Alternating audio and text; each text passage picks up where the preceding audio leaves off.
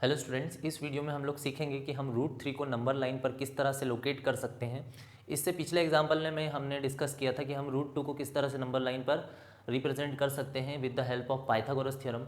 उस क्वेश्चन में हमने क्या कॉन्सेप्ट यूज़ किया था कि हमने एक राइट ट्राइंगल ड्रॉ किया था जिसका बेस 1 यूनिट था और उसका परपेंडिकुलर भी 1 यूनिट था, तो हमें हाइपोटेनस रूट 2 मिलता है। उस रूट 2 लेंथ को हम लेकर के एक आर्क कट कर देते थे नंबर लाइन पर जो कि रूट 2 को रिप्रेजेंट करता था। उसी कॉन्सेप्ट को यूज़ करके हम रूट 3 को नंबर लाइन पर रिप्रेजेंट करना सीखेंगे। तो हमें सारे स्टेप्स रूट 2 के यहाँ पर रिपीट करना होंगे। तो पहले हम क्या करें, एक नंबर लाइन ड्रॉ कर लें। सबसे पहली स्टेप क्या होगी, एक नंबर लाइन ड्रॉ करें। मान लेते हैं हमारी नंबर लाइन है और नंबर लाइन पे सबसे सेंटर में आपको लेना है, बिल्कुल बीच में। ये आपका 0 हो गया। इस तरफ ले लेते हैं 1, फिर इस तरफ जाएंगे तो 2 मिलेगा। ये दोनों पॉजिटिव इंटीजर हो गए। पीछे की तरफ जाते हैं तो आपको मिलते हैं नेगेटिव इंटीजर, -1 -2। अब क्या करना होता है आपको बेस, जो ट्राइंगल हम कंस्ट्रक्ट करेंगे उसका जो बेस है वो 1 यूनिट लेना है आपको। तो ये हमने ले लिया 1 यूनिट, ये हमारा 1 यूनिट हो गया। अब ये 1 यूनिट आप चाहें तो 1 सेंटीमीटर भी ले सकते हैं और आप चाहें तो इसको 1 इंच भी ले सकते हैं। तो ये आपके ऊपर है कि आप 1 यूनिट कितना ले रहे हैं। मान लीजिए आपने 1 यूनिट लिया है जो कि 1 सेंटीमीटर या 1 इंच हो सकता है। अब आपको करना क्या होता है, इस पॉइंट को ए नाम दे देना है। अब ए पर आपको आपका डी रखना है, मतलब आपको यहाँ पर प्रोटेक्टर रख देना है और 90 डिग्री पर आपको एक पॉइंट मार्क कर लेना है। अब इस पॉइंट से जाते हुए आपको एक डॉटेड लाइन ड्रॉ करनी है जो कि कुछ इस तरह से बन जाएगी। अब इस डॉटेड लाइन पर एक आर्क कट करना है जो कि 1 यूनिट का होगा। जो भी आपने 1 यूनिट ली है, मान लीजिए आपने 1 सेंटीमीटर लिया है तो आपको 1 सेंटीमीटर ओपन करना है। आपने इसको 1 इंच लिया है तो आपको 1 इंच ओपन करना है और ओपन करके ए को सेंटर मानना है और इस लाइन को कट कर देना है। मान लो ये लाइन यहाँ पर कट हो जाती है, जहाँ पर भी कट होती है उसको, उस पॉइंट को आपको बी नाम देना है और बी और ओ को आपको ज्वाइन कर देना है। तो ये मैंने ज्वाइन कर दिया बी और ओ को। अब ये हमने एक राइट ट्राइंगल कंस्ट्रक्ट कर लिया है जिसमें ये वाला जो एंगल है ये 90 डिग्री का होगा और ये वाली लेंथ भी कितनी है, 1 यूनिट है। आपको ये बात ध्यान रखनी है। तो जो जो हमने लिया है वो हम लिख दें और उसके बाद हम वेरीफाई करेंगे कि ये जो ओ बी है ये हमारा रूट 2 को रिप्रेजेंट कर रहा है। तो हमने क्या लिया है, हमने ओ ए को, जो ओ ए था हमारा, ये 1 यूनिट लिया है हमने। तो नीचे हमने लिखा भी है ये कितना है हमारा, 1 यूनिट। तो ओ ए हमने लिया है 1 यूनिट। अब हमने ए बी किसके परपेंडिकुलर ड्रॉ किया है, ये ए बी जो है परपेंडिकुलर है ओ ए के। तो हम लिख सकते हैं ड्रॉ ए बी परपेंडिकुलर, ये परपेंडिकुलर का साइन है। ए बी किसके परपेंडिकुलर है, ओ ए के। तो हम लिख सकते हैं draw A B perpendicular to O A and take A B equals to 1 centimetre. हमने क्या किया है, ए बी को कितना लिया है, 1 सेंटीमीटर या 1 यूनिट लिख लें क्योंकि हमने वहाँ पर यूनिट लिखा है तो यहाँ पर भी हम यूनिट ले लें। यहाँ पर भी यूनिट लिया है तो वहाँ भी यूनिट लिया है। तो ए बी हमारा 1 यूनिट है। अब हम पाइथागोरस से ये वेरीफाई करेंगे कि ये रूट 2 है और जब हमारे पास रूट 2 लेंथ आ जाएगी तो फिर हम रूट 3 के स्टेप्स पर जा सकते हैं। तो पहले हम ये वेरीफाई करते हैं कि हमारा रूट 2 है। किस तरह से, इस ट्राइंगल में पाइथागोरस लगाएंगे। 90 डिग्री के सामने जो हमारी साइड होती है वो हाइपोटेनस है और ये जो स्ट्रेट लाइन जो होती है आपकी, मान लो यहाँ पर एंगल बन रहा है इस जगह पर, तो एंगल के सामने वाली साइड हमेशा, ये मान लीजिए एक एंगल बन रहा है यहाँ पर, तो एंगल के सामने वाली जो साइड होती है वो परपेंडिकुलर होती है और जो रिमेनिंग साइड है उसको आप बेस एज्यूम कर सकते हैं। तो पाइथागोरस थ्योरम किस ट्राइंगल में लगा रहे हैं, इन ट्राइंगल का नाम है ओ ए बी में। ओ ए बी में, ये राइट ट्राइंगल है। राइट ट्राइंगल क्यों, क्योंकि इसका एक एंगल जो है 90 डिग्री का है। तो हम लिख सकते हैं इन ट्राइंगल ओ ए बी। और कौन सी थ्योरम लगा रहे हैं, by Pythagoras theorem. Pythagoras theorem क्या होती है Pythagoras theorem, H square equals to P square plus B square. अब एच जो है हमारा ओ बी है तो हम लिख सकते हैं ओ बी का स्क्वायर इक्वल्स टू पी जो है हमारा ए बी है, ए बी का स्क्वायर हो जाएगा और जो बेस है, बेस हमारा ओ ए है तो यहाँ पर ले लेते हैं ओ ए का स्क्वायर। अब ए बी हमने 1 यूनिट लिया है और ओ ए को भी हमने 1 यूनिट लिया है तो दोनों की ही वैल्यू 1 1 रख दें। तो O B square equals to 1 square plus 1 square. तो इसे अगर हम सॉल्व करते हैं तो ये हो जाएगा 1, ये भी 1, 1 + 1 मतलब 2 हो गया। तो ओ बी स्क्वायर किसके बराबर है, 2 के बराबर है। और यहाँ से अगर हम स्क्वायर हटाते हैं तो इस तरफ रूट चला जाएगा तो इस पे आ जाएगा आपका रूट, मतलब ये आ गया हमारा रूट 2। स्क्वायर हटा के आपको इस पर रूट लगाना है। तो ओ बी किसको रिप्रेजेंट कर रहा है, रूट 2 को रिप्रेजेंट कर रहा है। हमने ये बात वेरीफाई कर दिया। अब हम एच पी और बी को हटा देते हैं, इसको लिख देते हैं ये कितना आया है, ये आया है रूट 2। इसको हम लिख लेते हैं ये कितना मिला है हमें, √2। अब हम क्या करें, नेक्स्ट स्टेप क्या हो गया, हमें √3 को रिप्रेजेंट करना है। अगर हम √2 को रिप्रेजेंट करना चाहें तो अब क्या करना होगा, ओ को सेंटर लेना है, ओ बी को रेडियस, ओ को सेंटर, ओ बी को रेडियस, और आपको एक आर्क कट कर देना है नीचे।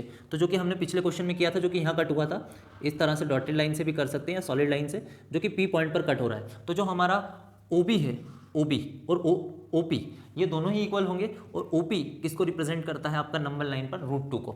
लेकिन ये पिछला क्वेश्चन था, अब हमें तो √3 को रिप्रेजेंट करना है। तो हम क्या करें, हम इस बी पॉइंट पर रख कर डी को यहाँ पर प्लेस करें, हमारा प्रोटेक्टर यहाँ रख दें, और प्रोटेक्टर रखने के बाद आपको करना क्या होगा, 90 डिग्री पर आपको एक मार्क कर लेना है। यहाँ पर कुछ इस तरह से आप डी प्लेस करें, इस तरह से। तो डी रखने के बाद 90 डिग्री पे आपको मार्क करना है। 90 डिग्री पे मार्क करने के बाद जो पॉइंट आपको मिलता है, मान लीजिए ये पॉइंट मिल गया, इससे जाते हुए आपको एक डॉटेड लाइन ड्रॉ कर लेनी है, जो कि स्केल के थ्रू आप बना सकते हैं आराम से। अब इसको सेंटर मान के, बी को सेंटर मान के, और 1 यूनिट आपको ओपन करना है, जो भी आपने 1 यूनिट एज्यूम किया था, 1 सेंटीमीटर या 1 इंच, बी को सेंटर मान के आपको इसको, इस लाइन को 1 यूनिट पे कट करना है। तो 1 यूनिट पे मान लीजिए यहाँ पे कट हो रही है लाइन, यहाँ पे कट हुई, इस पॉइंट को हम दे देंगे डी। ये पॉइंट कौन सा है, डी। अब आपको ओ डी को ज्वाइन कर देना है, ओ और डी को, ओ डी को। तो अब हमने क्या किया है, हमने एक और 90 डिग्री कंस्ट्रक्ट कर लिया है। अब इस लाइन को हम चाहें तो सॉलिड कर सकते हैं, ये वाली लाइन हमारी सॉलिड हो गई। अब हमने क्या किया है, हमने ये जो बी डी है वो परपेंडिकुलर लिया है किसके, ओ बी के। बी डी परपेंडिकुलर है ओ बी के, और ओ बी तो हमारे पास ऑलरेडी √2 है। बी डी कितना लिया है, ये हमने 1 यूनिट लिया है। तो हम लिख सकते हैं बी डी कितना है, 1 यूनिट है हमारा, बी डी है 1 यूनिट। फिर क्या क्या है आपने यहाँ लिख सकते हैं स्टेप्स, आगे के स्टेप्स हम यहाँ कर लेते हैं। Draw B D perpendicular to, B D perpendicular है ओ बी के, तो हम लिख लेते हैं बी डी परपेंडिकुलर है ओ बी के, एंड टेक ओ बी, नहीं बी डी होगा, बी डी कितना ले रहे हैं, 1 यूनिट। तो बी डी को हम कितना ले रहे हैं, 1 यूनिट। अब हम ये सब करने के बाद फिर से इस ट्राइंगल में पाइथागोरस थ्योरम लगा सकते हैं। कैसे पता चलेगा कि साइड कौन सी है, 90 के सामने मैंने बताया आपको हाइपोटेनस मिल जाता है, और मान लो यहाँ पर हम एंगल एज्यूम कर रहे हैं, तो ये वाला हमारा परपेंडिकुलर होगा, ये हाइपोटेनस हो गया था, तो ये नीचे वाला जो है ये बेस हो जाएगा। तो हाइपोटेनस हमारा है ओ डी, परपेंडिकुलर है बी डी, और बेस है हमारा ओ बी। इसमें हम पाइथागोरस लगा लें, ट्राइंगल कौन सा है, O B D. In triangle O B D, इस ट्राइंगल के अंदर अगर हम पाइथागोरस लगाते हैं बाय पाइथागोरस थ्योरम, तो पाइथागोरस थ्योरम जैसे कि हमने अभी पिछले ट्राइंगल में भी लगाई थी, h² = p² + b², h² = p² + b², उसी की हेल्प से हम h ले सकते हैं OD², ये हो जाएगा OD², p हो जाएगा आपका BD², तो p को हम ले सकते हैं BD², और बेस हमारा है OB²।